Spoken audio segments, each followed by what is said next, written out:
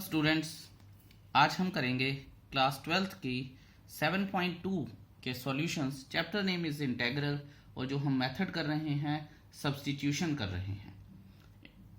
I mean integrals by the method of substitution.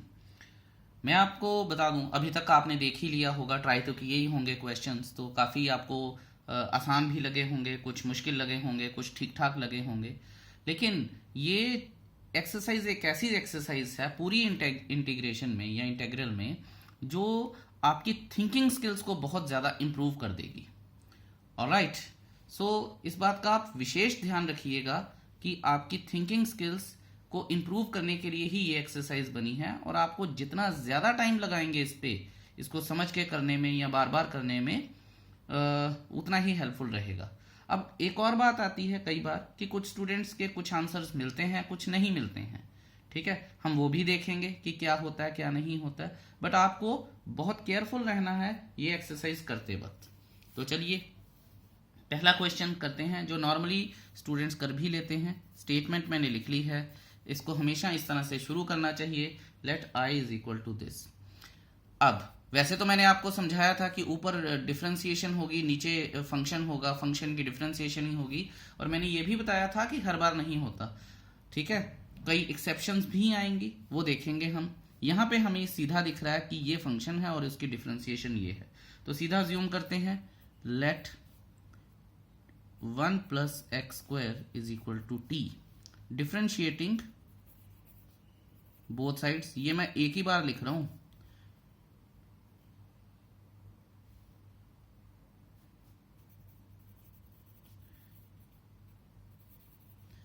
So 2x is equal to d t upon d x आ जाएगा। ठीक है जी, और उसके बाद d x is equal to d t upon 2x आ जाएगा। उसके बाद हम i की बात करेंगे, i is equal to 2x upon t into d t upon D, sorry 2x हो जाएगा, ये और ये कट गया, सो ये बच जाएगा हमारे पास 1 अपॉन टी डी टी। ठीक है, और 1 अपॉन टी की इंटीग्रेशन होती है log t, क्योंकि log t की डिफरेंशिएशन होती है 1 अपॉन टी, तो log mod t प्लस सी। लेकिन क्वेश्चन x में है तो आंसर भी x में आएगा। तो t को हमने क्या अज्यूम किया था, 1 प्लस एक्स स्क्वायर, तो log mod 1 plus x square plus c, that is the answer. Isn't it easy? It is Indeed.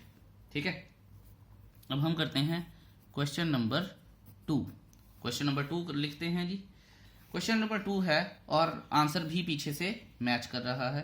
कई बच्चों को ये दिक्कत आती है कि सर पीछे से हमारे आंसर नहीं मैच कर रहे हैं, तो मैं उनको जस्ट ये बताऊंगा, हर क्वेश्चन को करूंगा कुछ इस तरह से कि उसका आंसर पीछे से मैच कर जाए। इन केस नहीं भी करता तो एक्सेप्शंस मैं आपको जरूर बताऊंगा। ठीक है, सो यहां पे आएगा log x का whole square upon x d x आ जाएगा। ठीक है, अब आप ये देखिए, मैंने आपको बताया था कि फंक्शन उसकी डिफरेंशिएशन ऊपर होती है, तो ये इसी में ही एक्सेप्शन आ गई है कि यहाँ पे फंक्शन है उसकी डिफरेंशिएशन ऊपर है, लेकिन अगर मैं x की डिफरेंशिएशन करूंगा तो 1 आएगा, नहीं हो सकता। लेकिन आप ये देखिए, log x की डिफरेंशिएशन करूंगा तो x आएगा, जो हम ऊपर अभी मैं बोल के भी आया हूं। तो यहां से यहाँ पे क्या हो गया कि फंक्शन ऊपर लगा है, डिफरेंशिएशन नीचे है, तो इस तरह से भी हो सकता है। अच्छा, एक और बात जस्ट आपकी नॉलेज के लिए, log x का whole square is not equal to log 2 base x। ठीक है, तो ध्यान रखिएगा इन चीज़ों का, बहुत ज़्यादा इंपॉर्टेंट चीज़ें हैं, कुछ भी मिस नहीं होना चाहिए। सो ये तो जस्ट आपको बताने के लिए थी। हाउएवर, अब देखते हैं हम कि हमें करना क्या है। सो हमने ये देख ही लिया कि log x की डिफरेंशिएशन क्या होगी, 1 अपॉन x होगी, तो let log x is equal to t, differentiating एक बार और लिख लेते हैं,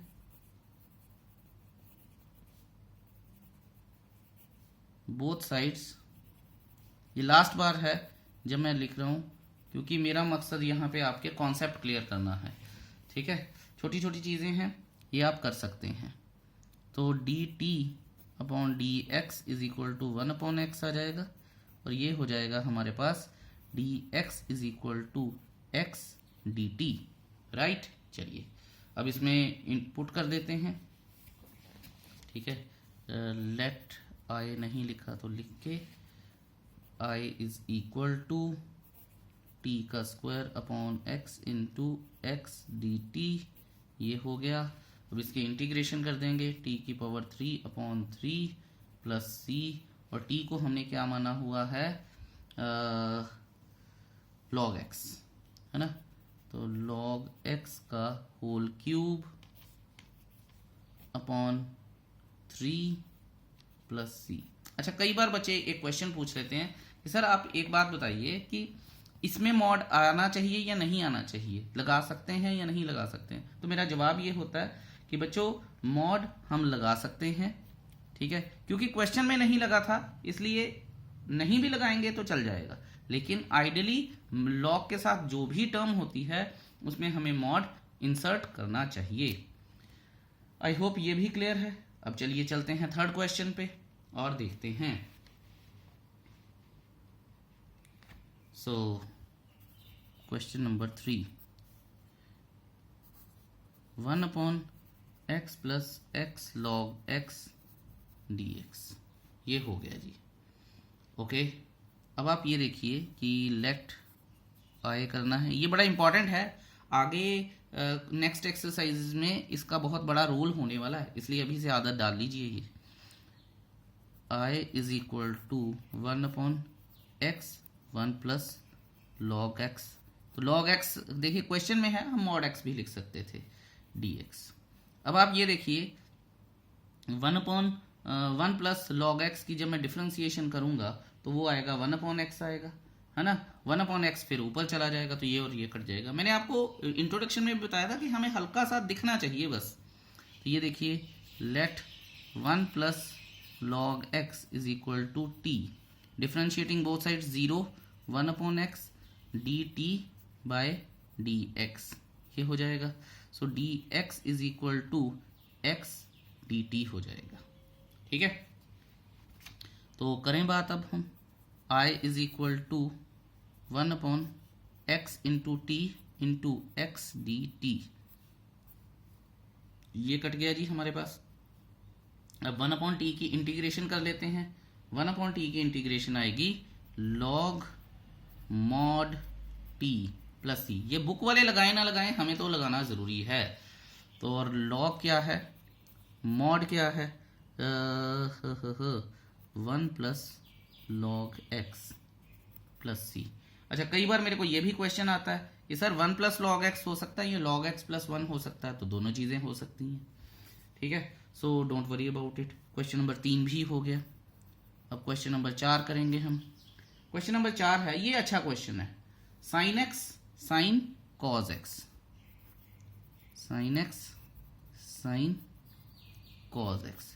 तो मुद्दा क्या है, इस थीटा की जगह पे अब क्या है, यहाँ पे साइन थीटा होना चाहिए था ना, थीटा की जगह पे कॉज एक्स है। So cos x is an angle, और हमें पता है एंगल सारे रियल नंबर्स होते हैं, ठीक है। +1 ट्रिग्नोमेट्री में हम पढ़ के आए हैं ये बात। तो बच्चों को यही चीज बड़ी कंफ्यूज करती है। अब आप ये देखिए कि अगर मैं साइन कॉज एक्स की इंटीग्रेशन तो मैंने पढ़ी नहीं है, लेकिन अगर मैं कॉज एक्स को टी मान लूं तो साइन टी की integration with respect to t तो पढ़ी हुई है ना, है ना। तो वो हो सकता है। ऊपर से फिर मैं अगर कॉज एक्स की डिफ्रेंसिएशन करूंगा तो वो साइन एक्स बनेगा, चाहे माइनस साइन एक्स बनेगा, पर वो इसको संभाल सकता है, तो ये भी बात ठीक है। तो यहां से हमें आइडिया मिलता है कि साइन एक्स को हम टी मानते हैं। लेट सॉरी कॉज एक्स को टी मानेंगे, साइन एक्स को टी मानेंगे तो थीटा कट नहीं सकता है, ठीक है। So differentiating both sides, minus sine x is equal to d t upon d x implies to d x is equal to d t upon minus sine x, ठीक है। तो ये हो जाएगा sine x into sine t into d t upon minus sine x, ये आ जाएगा, ये और ये कट गया, ठीक है। आप ये देखिए कि माइनस बाहर आ जाएगा, साइन टी डी टी आ जाएगा, देखिए ऑपरेटर वगैरह जो इंट्रोडक्शन में बताए गए थे, ठीक है, ये सारी चीज़ें आपको क्लियर हैं, होपफुली यस। तो अब आप ये देखिए कि माइनस साइन टी की इंटीग्रेशन क्या है, सॉरी साइन टी की इंटीग्रेशन क्या है, माइनस कॉस टी प्लस सी, माइनस माइनस हो गए प्लस, और टी की वैल्यू क्या थी, कॉस एक्स थी, तो cos x plus c, that is the answer. ठीक है जी, तो क्वेश्चन नंबर 5 आएगा अब हमारे पास। अच्छा क्वेश्चन है और काफी सारे डाउट्स आते हैं बच्चों को इस तरह के क्वेश्चन में। Sine a x plus b into cos a x plus b. अब देखिए, इसको सोचने के काफी सारे तरीके हैं। क्या क्या तरीके हैं वो उनके बारे में बात करते हैं। कि आप ये देखिए कि अगर मैं साइन को टी मानूं, ये पूरा टी माना जाएगा, फिर डिफरेंशिएट होगी, चेन रूल लगेगा, तो वो कॉज में आ जाएगा। ठीक है, तो कॉज में आएगा और चेन रूल लगेगा भी, पर थीटा तो उसके साथ ही रहेगा। ठीक है, बाद में थीटा की डिफरेंशिएशन हो जाएगी, जो ए आ जाएगी, तो वो बात की बात है, और ये कट जाएगा। ठीक है, और अगर मैं इसे मानता हूं, डिफरेंशिएट करता हूं, तो माइनस में आ जाएगा, तो ये और ये कट जाएगा। राइट, सो 2-3 तरीके हैं इसको करने के, और मैं दोनों तरीके से आपको करके दिखाऊंगा, जितने भी मेरे दिमाग में अभी आएंगे। अगर फिर भी कोई रह जाता है तो जरूर बात करेंगे हम उस पर। आइडियली मैं इसके 2 से 3 मेथड करवाऊंगा आपको, तो देखते हैं कि कोई हो सकता है कि एनसीईआरटी के आंसर्स के साथ मैच कर जाए, और कोई हो सकता है ना भी करे। तो देखते हैं जी, क्वेश्चन नंबर 5 ध्यान से देखेंगे। जैसे मैंने आपको बताया है कि साइन को मानेंगे तो कॉस आता है, कॉस को मानेंगे तो साइन आता है, थीटा सेम है तो थीटा ने कट नहीं कटना है। अब देखते हैं कैसे करना है। ठीक है, सो फर्स्ट टाइप है हमारा, ये आ जाएगा, let sine a x plus b is equal to t, differentiating both sides with respect to x, तो cos a x plus b, और फिर इस चेन रूल के साथ इसकी डिफरेंशिएशन, तो a आएगा dt बाय डी एक्स आएगा। ठीक है जी, फिर dx जो आ जाएगा वो आ जाएगा dt अपॉन a cos a x plus b आ जाएगा। ठीक है, तो अब नेक्स्ट पेज पर चलते हैं और देखते हैं कि क्या किया जा सकता है। आई लिखें अपना, सो लेट्स राइट दी आई आ जाएगा हमारे पास, जो कि है साइन को हम टी मान लेते हैं, cos a x plus b into d t upon a cos a x plus b. ठीक है, ये और ये कट गया। ठीक है, अब आप ये देखिए कि बचा क्या मेरे पास, 1 अपॉन ए इंटीग्रेशन में टी डी टी, और इसको अगर मैं करूँगा तो 1 upon a t square upon 2 plus c. ठीक है, सो आप ये देखिए कि 1 अपॉन ए, और टी क्या था मेरे पास, sign a x plus B, sign a x plus B का होल स्क्वायर अपॉन 2, तो इधर लिख दिया प्लस सी। ठीक है, एक ये मेथड है। इसको इस तरह से भी लिखा जा सकता है, 1 अपॉन 2 ए साइन स्क्वायर ए x plus B plus c. ठीक है, ये मेथड एक है। मिला लीजिएगा, मैं एनसीईआरटी के आंसर तो नहीं देखूंगा, अब आप मिला लीजिएगा जो भी मिलेगा। अच्छा, पहले हमने साइन को टी अज्यूम किया था, अब मैं आपको एक और मेथड करके दिखाता हूँ कि जब मैं कॉस को टी अज्यूम करूँगा। तो क्वेश्चन लिख लेता हूँ मैं, sine a x plus b into cos a x plus b d x, let cos a x plus b is equal to t. ठीक है, थीटा के साथ ही अज्यूम करनी पड़ेंगी हमें ये चीज़ें। Differentiating both sides, so sine a x plus b d t by d x minus a. ठीक है, तो डी एक्स क्या आ जाएगी, d t upon minus a sine a x plus b. अब आई में पुट करें इसे, तो आई में पुट करते हैं sine a x plus b into cos a x plus b into d t upon minus a sine a x plus b. ये और ये कट गया, ठीक है। ओके, अब आएगा ये जो वो मेथड है जो मैं सीधे सीधे बता रहा हूँ आपको, तो -1/a इंटीग्रेशन में ये तो t माना था मैंने, तो I should have written t here. Flow में थोड़ी सी गड़बड़ हो गई, तो यहाँ पे मैं t लिख देता हूँ, ठीक है। तो t dt आ गया। ओके जी, अब आएगा -1/a t² प्लस c, तो ये आ जाएगा -1/2a, t क्या था cos square ax plus b plus c, ये आंसर आ गया, ठीक है। अब इसका थर्ड मेथड क्या हो सकता है वो भी देख लेते हैं, तो दोबारा से स्टेटमेंट लिखते हैं इसका थर्ड मेथड।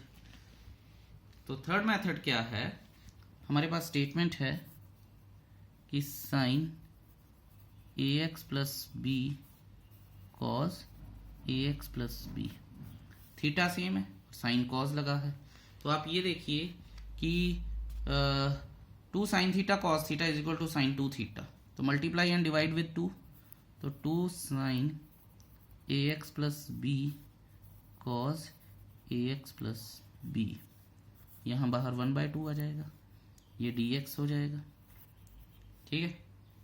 उसके बाद हम यहाँ कर सकते हैं 2 साइन 2ax प्लस बी, कर सकते हैं या नहीं कर सकते हैं। अब देखिए साइन को डिफरेंशिएट करने का तो फायदा नहीं, कॉज आ जाएगा, ये सारा कांस्टेंट पार्ट है या थीटा पार्ट है, इसको अब डिफरेंशिएट कर लेते हैं। तो देखते हैं, let 2ax plus b is equal to t, फिर यहाँ पे आ जाएगा हमारे पास डिफरेंशिएट, तो 2 करेंगे, इसकी डिफरेंशिएशन a आ जाएगी, dt अपॉन dx आ जाएगी, तो देखिए दोनों ही कांस्टेंट हो गए, ठीक है ना। तो अब आप इसको इसमें इंसर्ट करते हैं, dx की जगह पे लिख लेते हैं कि dt अपॉन 2a आएगा, 1/2 यहाँ पे आएगा हमारे पास sine t into d t upon 2a, ठीक है, क्योंकि ये देखिए आप, ये पूरा ही पूरा t माना था, तो ये पूरा t हो गया। अब 1/4a और साइन की डिफरेंशिएशन क्या, इंटीग्रेशन क्या है, minus cos t plus c, और हमने t को क्या माना था 1/4a माइनस का आएगा, इसके बाद cos 2ax plus b plus c।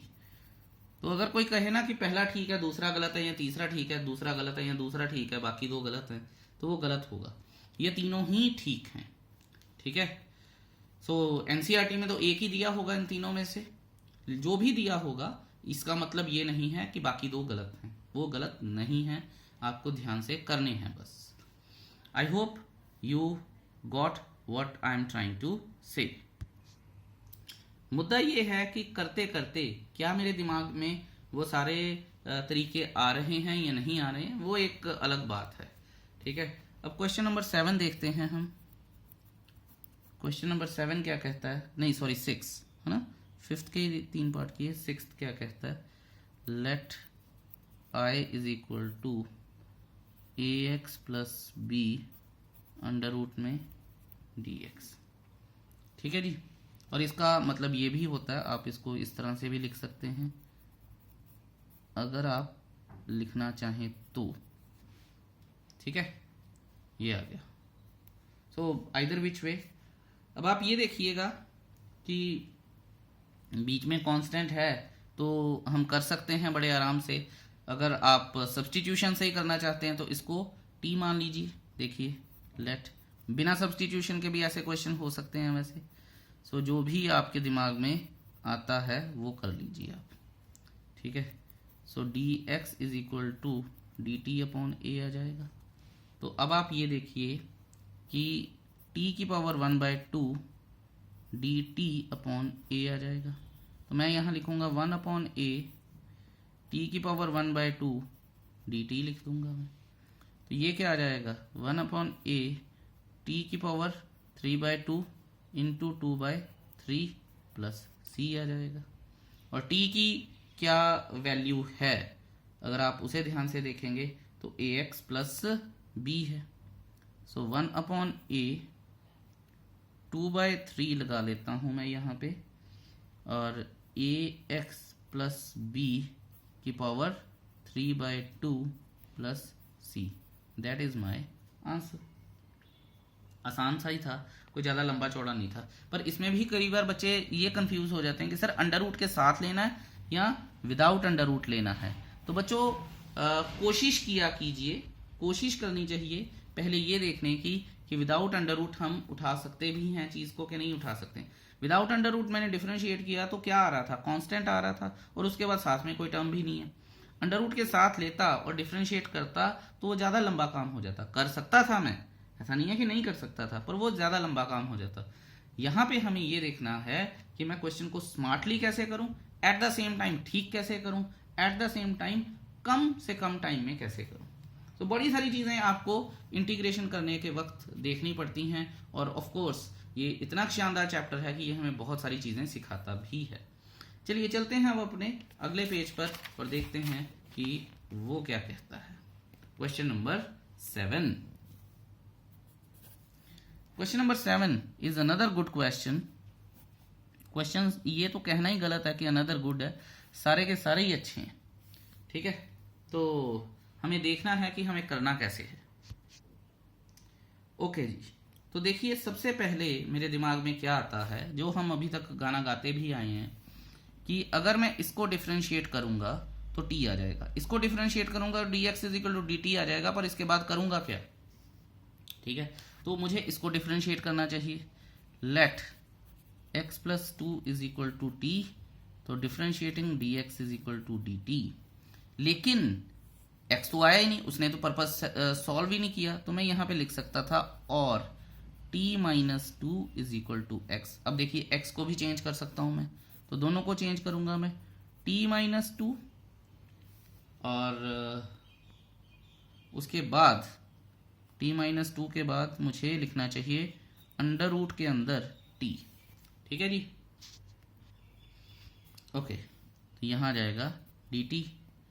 सो अब आप ये देखिए कि t की पावर 1 इंटू टी की पावर 1/2 तो प्लस 1/2 हो जाएगा, माइनस टी की पावर 1/2 हो जाएगा, और ये ऐसे हो जाएगा, है ना। अच्छा, सो t की पावर डिफरेंशिएट करते हैं, t की पावर 3/2 2/3 लिख दूंगा मैं, 2/3 t की पावर 3/2 माइनस यहाँ पे अरे मैंने इसमें तो 1 किया ही नहीं, तो 3/2 5/2 होना चाहिए ना, अभी गड़बड़ हो जानी थी, तो 2/5। तो इसमें मैं t की पावर 1 ऐड करूँगा तो 2 इंटू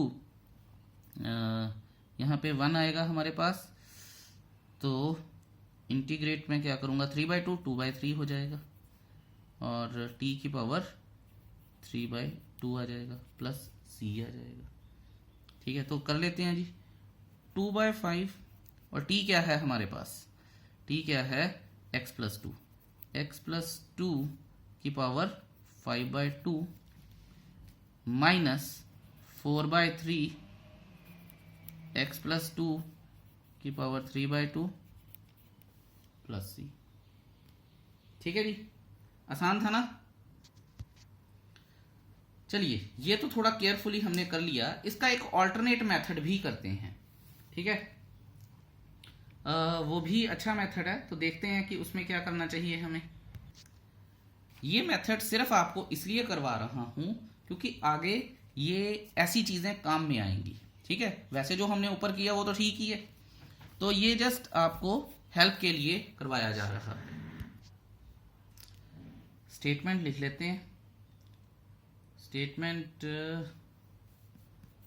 बार बार देखनी पड़ेगी। एक्स प्लस 2 अंडर रूट में dx, ठीक है, ऑल्टरनेट मेथड है ये।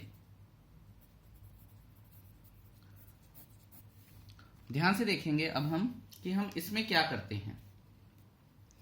तो देखिए x अंदर x प्लस 2 है तो मैं बाहर भी x प्लस 2 बना लेता हूं, लेकिन ऐसे करके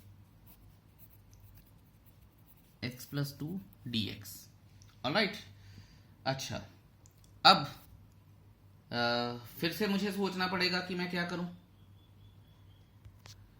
अब ध्यान से देखिए, और ये ट्रिक है, ये x प्लस 2 है, ये भी x प्लस 2 है, तो मैं इन दोनों को इकट्ठे कर रहा हूं, मल्टीप्लाई करवा रहा हूं मैं इसके साथ, ठीक है। -2 इंटू अंडर रूट में x प्लस 2 dx करवा दिया है, ठीक है। आप सोचेंगे कि ये क्यों इतना मुश्किल करवाया जा रहा है। बच्चों आगे जाके हमने ये चीजें करनी है, मैं आपको बार बार बोल रहा हूं, ठीक है, तो हमें आना चाहिए। अब ये देखिए ये 1 है, ये 1/2 है, तो x प्लस 2 की पावर 3/2 है dx, -2 x प्लस 2 की पावर 1/2 है dx। अब चाहे आप इसमें सब्सटीट्यूशन लगाइए या ना लगाइए, कोई फर्क नहीं पड़ेगा, क्योंकि अगर मैं इसको t मानूं भी तो dx = dt आ जाएगा, ठीक है। तो देखते हैं जी, माने नहीं, चलिए रहने देते हैं। तो यहाँ पे आ जाएगा +1 5/2 यानी 2/5 और x प्लस 2 की पावर 5/2 -2 इंटू 3/2 2/3 हो जाएगा, इंटू x प्लस 2 की पावर 3/2 प्लस c। फिर इसको देखिए आप नेक्स्ट लेवल पे लेके जाइए, 2/5 x प्लस 2 की पावर 5/2 -4/3 x प्लस 2 की पावर 3/2 प्लस c। ये आंसर आ गया हमारे पास, मैच कर रहा है लकीली, ठीक है। और अगर दो मेथड से मैच कर रहा है तो एनसीईआरटी में तो ये होगा ही होगा, I am sure about it. चलिए एनी हाउ, ये हो गया हमारा क्वेश्चन नंबर 7। अब करते हैं हम क्वेश्चन नंबर 8 में और देखते हैं कि उसमें कुछ अलग कर सकते हैं हम या नहीं। तो क्वेश्चन नंबर 8 लिख लिया है हमने, स्टेटमेंट लिख लेते हैं, late I = x 1 + 2x² dx, ठीक है जी। अब आप ये देखिए, आसान है, इस x का कोई सिस्टम दिख नहीं रहा मुझे। दो तरीके हैं, या तो मैं x को अंदर लेके जाके x² और 2x की पावर 4 कर लूं और फिर सारा इंटीग्रेट कर लूं। उससे भी ज़्यादा आसान तरीका क्या है कि मैं इस पूरे को t मान लूं, और अगर मैं t मानूंगा तो 2x की डिफरेंशिएशन 2x हो जाएगी और जो x को काट देगा। तो मुझे पता चल गया है, लेट t = 1 + 2x²। अब मुद्दा ये है कि अंडर रूट लगाना है या नहीं लगाना है। तो मुझे सीधा सीधा 2x आता दिखाई दे रहा है, तो मैं अंडर रूट नहीं लगाऊंगा। बस इन्हीं चीज़ों का ही ध्यान रखना है आपने सब्सटीट्यूशन में। dt/dx = 2 × 2x = 4x हो गया। सो dx = dt/4x हो गया, ठीक है। आई होप ये चीज़ आपको क्लियर है। अब चलिए अगले पेज पर चलते हैं। तो यहाँ आ जाएगा x अंडर रूट में t dt/4x, ये और ये कट गया, ठीक है। 1/4 बाहर आ गया, अंडर रूट में t, तो मैं इसको 1/2 लिख लेता हूँ, dt लिख लेता हूँ, 1/4 इंटू 3/2 यानी 2/3, t की पावर 3/2 प्लस c। तो इसने इसको काट दिया, 1/6 आ गया, और t क्या माना है हमने, 1 + 2x² का power 3/2 plus c। That should be my answer. तो आप ये देखिए कि चीज़ें प्यार से होती हैं, अगर हम उनको करें ढंग से तो वो होती हैं, ऐसा नहीं है कि नहीं होती हैं, बस थोड़ी सी हमारी समझ ज़्यादा होनी चाहिए। क्वेश्चन नंबर 9 देखते हैं।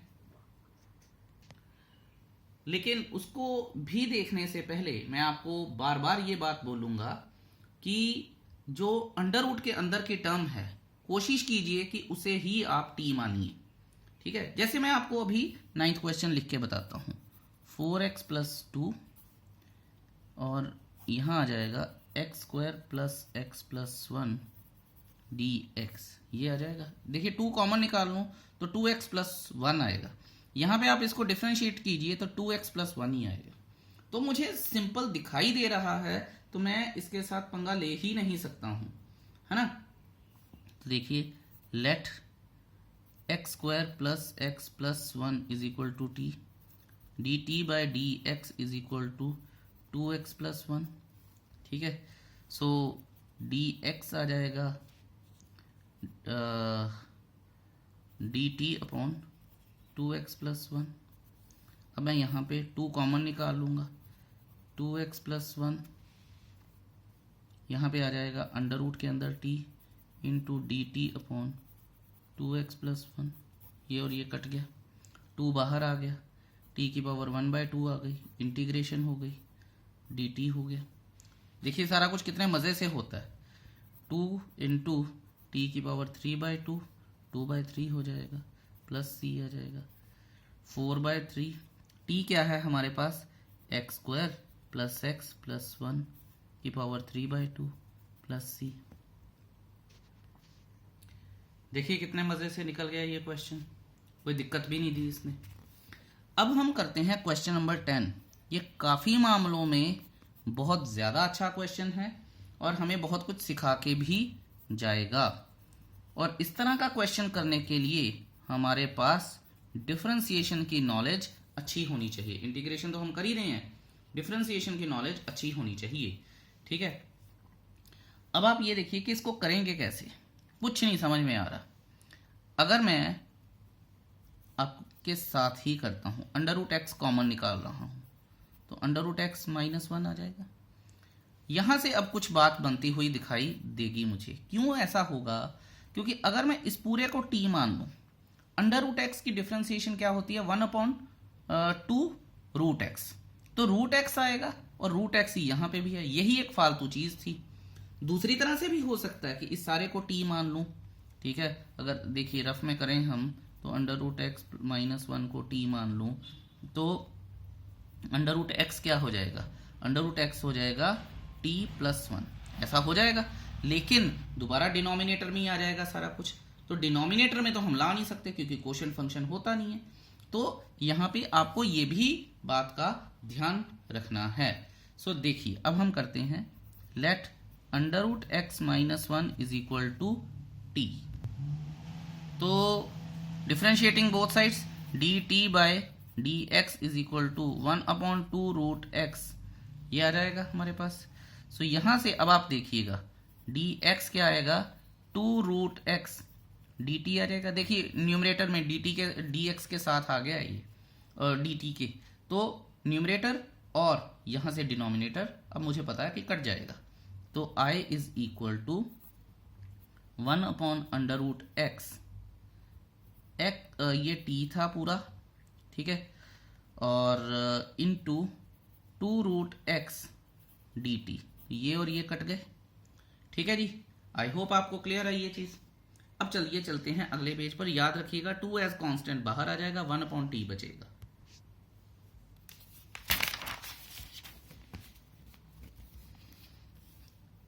तो 1/t dt ये आ जाएगा 2 log mod t plus c, 2 log, और t की वैल्यू क्या थी, रूट एक्स माइनस 1 मॉड में plus c, that is the answer.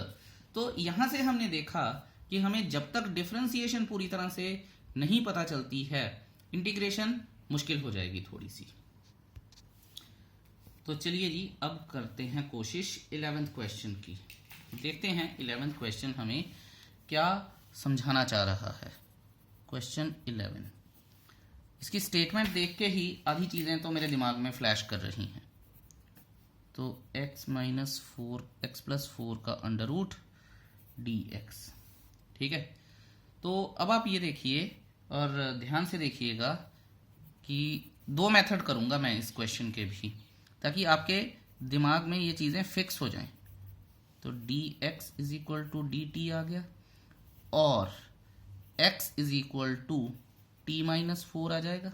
ध्यान से देखेंगे अब हम, यहाँ लेट आई लिख देता हूँ मैं। तो i is equal to t minus 4 upon, यहाँ पे अंडर रूट टी आ जाएगा, यानी t की पावर 1/2 डी टी आ जाएगा।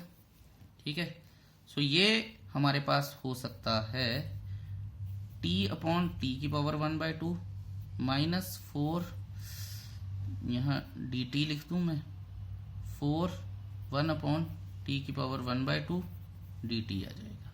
ओके, या तो ये ऊपर गया माइनस में हो गया, यहाँ आएगा t की पावर 1/2 डी टी इंटीग्रेशन में माइनस 4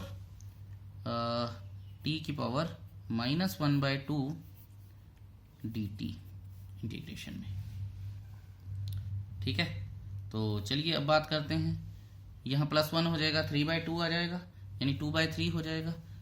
2/3 इंटीग्रेशन हो गई तो 3/2 माइनस 4 इंटू ये 1 आ जाएगा, तो ये 1/2 हो जाएगा, t की पावर 1/2 हो जाएगी, यहाँ 2/1 आ जाएगा, प्लस c आ जाएगा।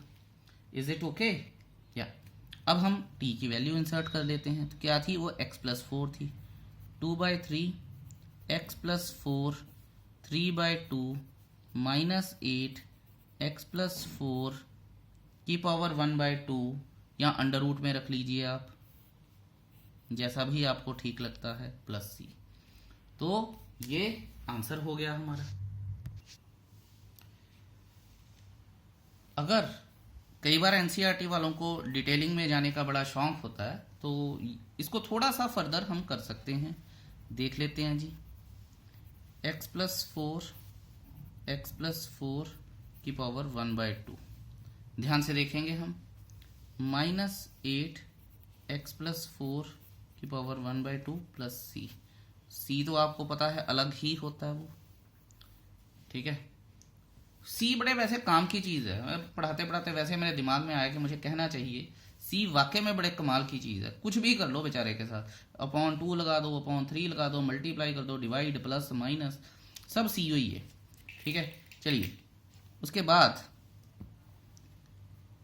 x+4 की पावर 1/2 ये कॉमन आ जाएगा, अंदर बचेगा 2/3 x+4 minus 8 plus c। LCM ले लेते हैं जी और मल्टीप्लाई कर लेते हैं। x+4 की power 1/2 minus 2x + 8 minus 24 upon 3 plus c, ये तो अलग से ही रहेगा। ओके, x+4 की power 1/2 minus 2x minus 16 upon 3। ठीक है, माइनस कह रहा हूँ, मल्टीप्लाई क्या कर रहा हूँ, प्लस c। अभी काम खराब हो जाना था। सो इसको मैं अंडर रूट x+4 लिख सकता हूँ मैं, इसमें से 2 कॉमन निकाल लूँगा तो 2/3 आ जाएगा, और यहाँ पे x माइनस 8 आ जाएगा।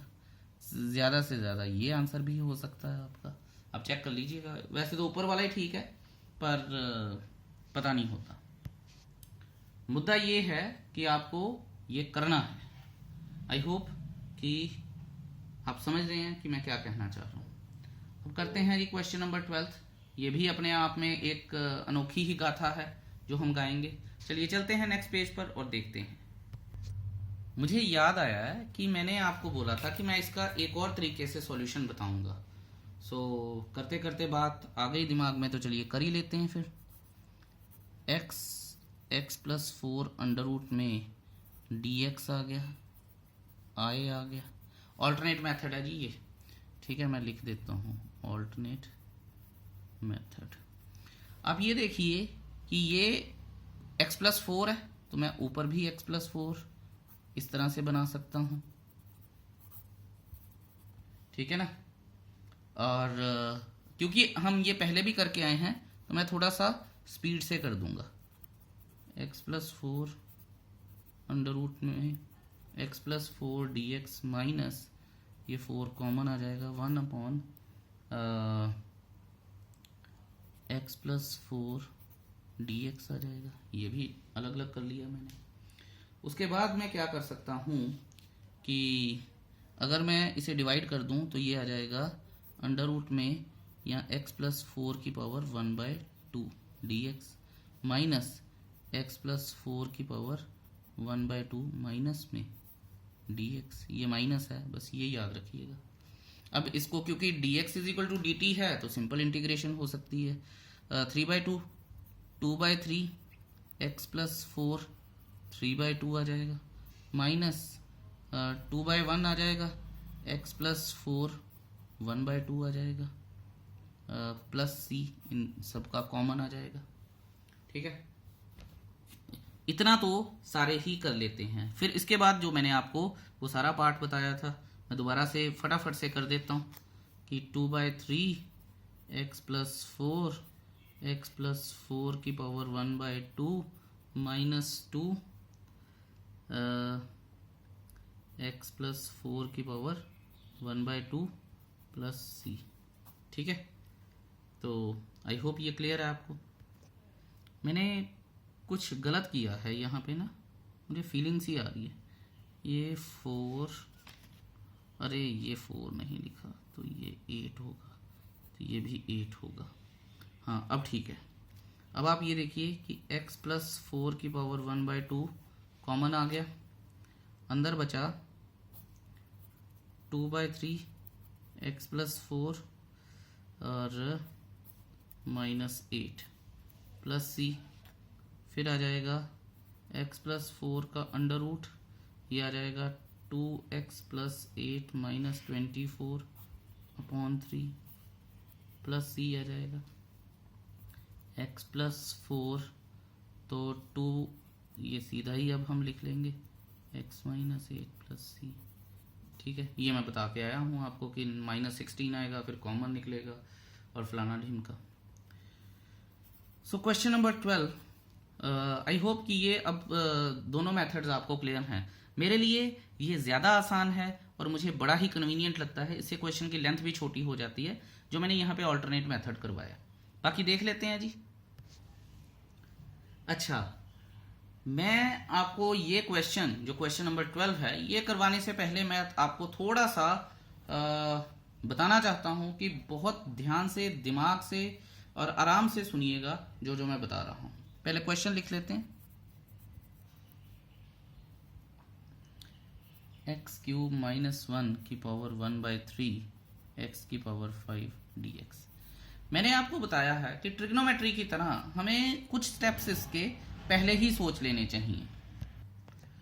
ट्रिग्नोमेट्री में तो मैं हमेशा कहता हूं कि 1 या 2 स्टेप्स पहले सोचने चाहिए, इसमें थोड़े से ज़्यादा सोचने चाहिए। मान लीजिए इसको मैं t मान लेता तो x⁴ 5x⁴ आ जाती, उसका करता क्या, कुछ नहीं हो सकता।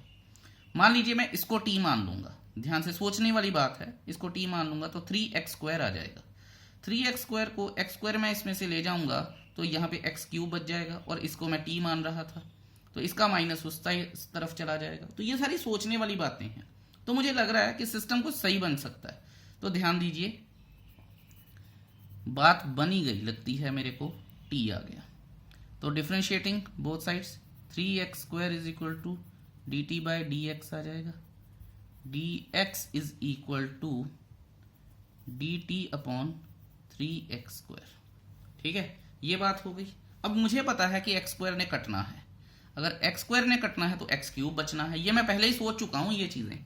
और अगर x³ बचना है तो x³ यानी अगर मैं लिखूंगा तो सारा कुछ t में लिखना पड़ेगा मुझे, है ना। तो इसका मतलब क्या है, x³ की वैल्यू भी तो निकाल सकते हैं, t+1 आ जाएगी नहीं, ये चीज। अब आप ये देखिए कि मैं इसको हिलाता कैसे हूं क्वेश्चन को, t⁻1/3 into x³ into x² into dt/3x², ये गया कट। ठीक है, t⁻1/3 मेरे पास आ चुका है। 1/3 कांस्टेंट हो गया, t की पावर 1/3 आ गया। ये क्या था, t+1 आ गया, dt आ गया। अब मल्टीप्लाई कर लेते हैं इसको, ठीक है। तो जगह कम है तो थोड़ा सा हिसाब से यहीं पे कर लेते हैं।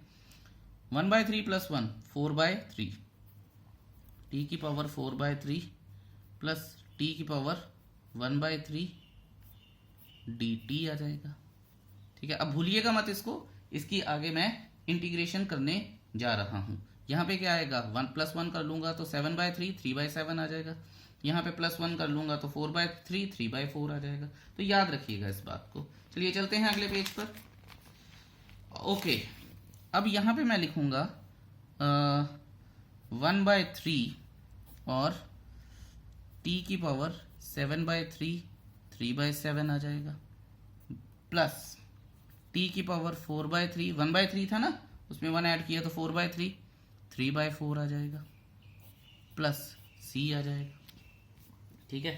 ओके, अब मल्टीप्लाई करते हैं और 3 को अंदर लेके जाते हैं, 1/7 और t की वैल्यू डाल देते हैं। t की वैल्यू क्या है, x³ - 1। आई होप आपको याद है 7/3 ये हमने अज्यूम किया था,